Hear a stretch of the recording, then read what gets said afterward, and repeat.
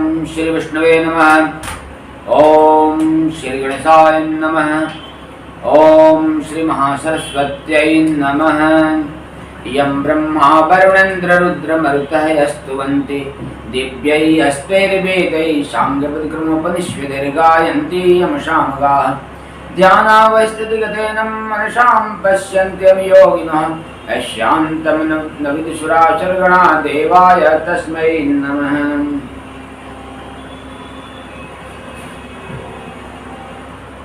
प्रिय आत्मीय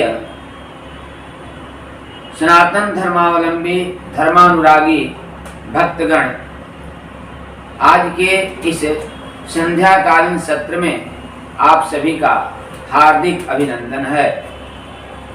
जैसा कि कल बताया गया था,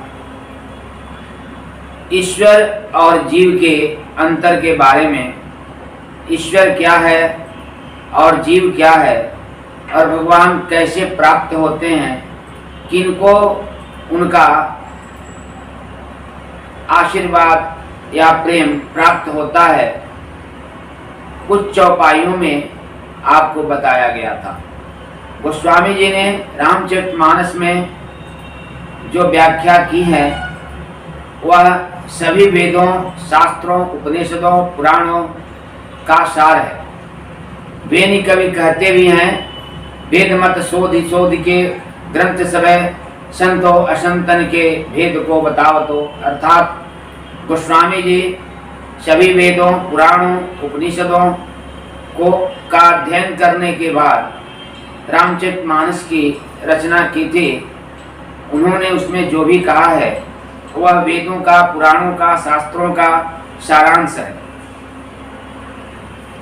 वो जो चौपाइयाँ कल बोली गई थी उसमें ईश्वर के बारे में, जीव के बारे में विशद व्याख्या गोस्वामी तुलसीदास जी ने की है। पुनः उन चौपाइयों को एक बार मैं बोलने के बाद अपने ज्ञान विवेक के अनुसार उसकी व्याख्या करने का ईश्वर की कृपा से प्रयास करूंगा।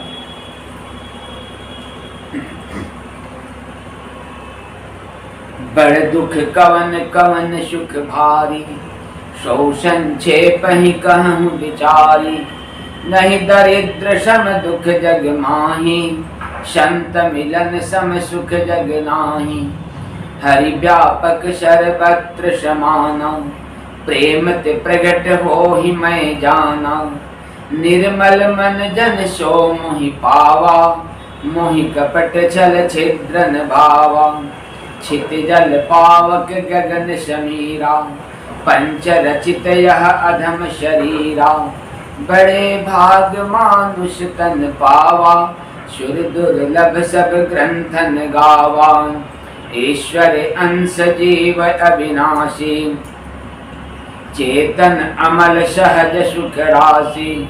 श्री राम मैं सब जग जानी, करम प्रणाम जोरी जुग पानी।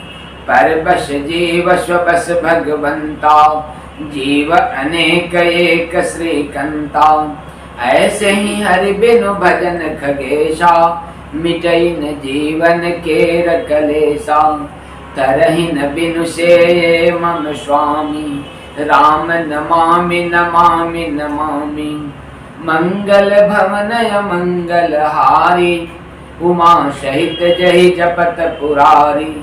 मंगल भवनय मंगल हारी, द्रवंश दशरथ अजिर बिहारी। महावीर बिन मम हनुमाना, राम जासु जस आप बखाना। मंगल मूर्ति मारुति नंदन, सकल अमंगल मूल निकंदन। बार बार प्रभु चहि उठावा, प्रेम मगन तहि उठ बन भावा। प्रभु कर पंकज कपि के शीशा, सुमिर सो दशा मगन गौरीशा। सावधान पुनि कर मन शंकर, लागे कहन कथा अति सुंदर। कह हनुमंत विपति प्रभु सोई, जो तौ सुमिरन भजन न होई। जो होई बरसहि राम सुजस बर बारी, मधुर मनोहर मंगलकारी। बरसहि राम सुजस बर बारी, मधुर मनोहर मंगलकारी।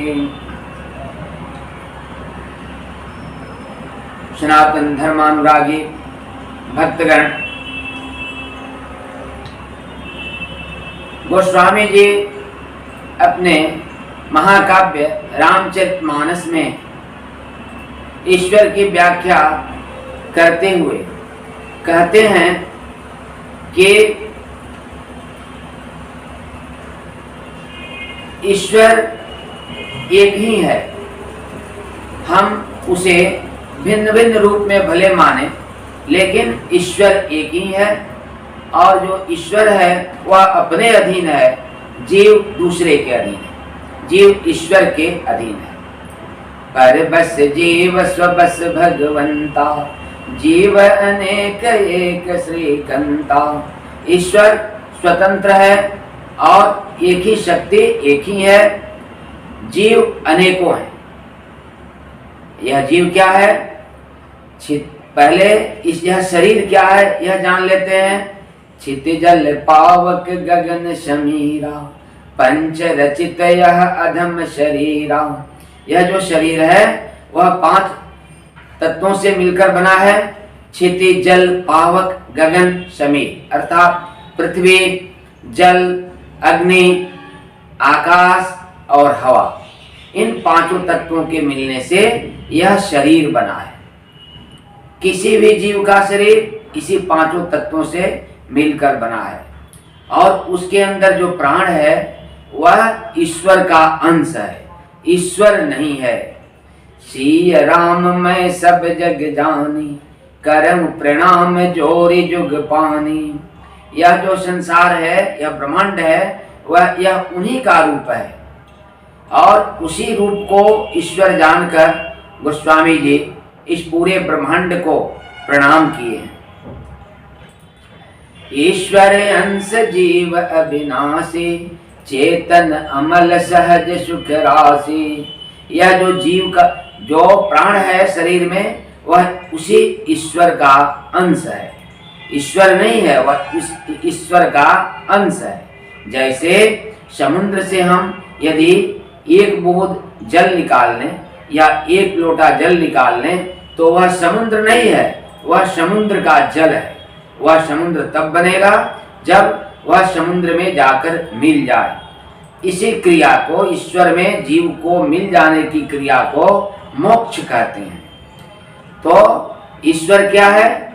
ईश्वर स्वतंत्र है और वह सर्वशक्तिमान है। और जीव क्या है? उसका अंश है, ईश्वर नहीं है। ईश्वर अंश जीव अविनाशी, चेतन अमल सहज सुख राशि। लेकिन ईश्वर का जो गुण है वह इस आत्मा में भी निहित है। विज्ञान की दृष्टि से जैसे पदार्थ के सभी गुण अणुओं में, परमाणुओं में विद्यमान रहते हैं, उसी प्रकार ईश्वर के भी सभी गुण इस आत्मा में विद्यमान है। जैसे समुद्र के जल से एक लोटा जल निकाल लिया जाए तो उसमें भी समुद्र के जल का सभी गुण वर्तमान रहेगा। इसी तरह वह समुद्र नहीं है, लेकिन समुद्र का जल है। समुद्र के जल का सारा गुण उस जल में भी व्याप्त है। कैसा है या कैसी है आत्मा? ईश्वर अंश जीव अविनाशी, चेतन अमल सहज सुख राशि। यह इसमें ज्ञान निहित है, चेतनता है, और यह मल से रहित है, अर्थात विकारों से रहित है। चेतन अमल सहज सुख राशि, और सहज ही सुख का भंडार है। लेकिन हम माया के आडंबर में आकर गलत कृत्य करते हैं, जिसके चलते यह शरीर दुख को भोगता है। आत्मा न दुख को भोगती है न सुख को भोगती है। आत्मा निर्लिप्त है, ठीक ईश्वर के समान। ईश्वर के सारे गुण उसमें विद्यमान हैं, लेकिन वह ईश्वर तभी बनेगा जबकि वह ईश्वर में मिल जाए। इसी क्रिया को मोक्ष कहते हैं। इसीलिए गोस्वामी जी कहते हैं पर बस जीव स्वबस भगवंता, जीव अनेक एक श्रीकंता। ऐसे ही हरि बिनु भजन खगेशा, मिटई न जीवन के कलेसा। काकभूषुंडी जी गरुड़ जी से कहते हैं, इस प्रकार के दयालु ईश्वर को जब तक आप नहीं भजेंगे तब तक यह माया रूपी आडंबर से आप मुक्त नहीं हो सकते और सुखी नहीं हो सकते। ऐसे ही हरि बिनु भजन खगेशा, उनका भजन कीर्तन, उनका मनन चिंतन यदि आप नहीं करते हैं, ऐसे ही हरि बिनु भजन खगेशा, मिटई न जीवन के कलेसा। तो हे खगों के ईश मालिक गरुड़ जी, तब तक इस जीवन का कष्ट नहीं मिटता है। कर्मों की गति न्यारी है, चाहे वह अच्छा कार्य किया जाए या बुरा कार्य किया जाए, वह कर्म का फल भोगना ही पड़ता है। जन्म जन्मांतर तक कर्म ईश्वर और आपका कर्म और ईश्वर आपका साथ नहीं छोड़ते। कर्म दो तरह के हैं, पाप और पुण्य, ये दोनों आपका साथ नहीं छोड़ते। तीसरा ईश्वर भी आपका साथ नहीं छोड़ता। अवश्यमेव भुक्तव्यम कृत कर्म शुभाशुभम, अवश्य ही कर्म का फल व्यक्ति को, जीव को भोगना पड़ता है, चाहे वह शुभ कर्म हो या अशुभ कर्म हो। ऐसे ही हरि बिनु भजन खगेशा, मिटई न जीवन के कलेशा। और क्या होता है, तरहिन बिनु सेवे से मम स्वामी, राम नमामि नमामि नमामि। मेरे स्वामी अर्थात काकभूषुंडी जी भगवान राम के भक्त हैं और राम परम ब्रह्म परमात्मा है। तो काकभूषुंडी जी कहते हैं कि तरहिन बिनु से मम स्वामी, मेरे स्वामी यानी भगवान राम की, विष्णु की जब तक आप आराधना नहीं करेंगे तब तक इस संसार रूपी माया से आप तर नहीं सकते। तरहिन बिनु से मम स्वामी, राम नमामि नमामि नमामि। इसलिए आप ईश्वर भजन करें। कलयुग में केवल भगवान का नाम ही अगर जपा जाए तो आप सारी विघ्न बाधाओं से मुक्त हो जाएंगे और मंगल कारक फल प्राप्त करने लगेंगे।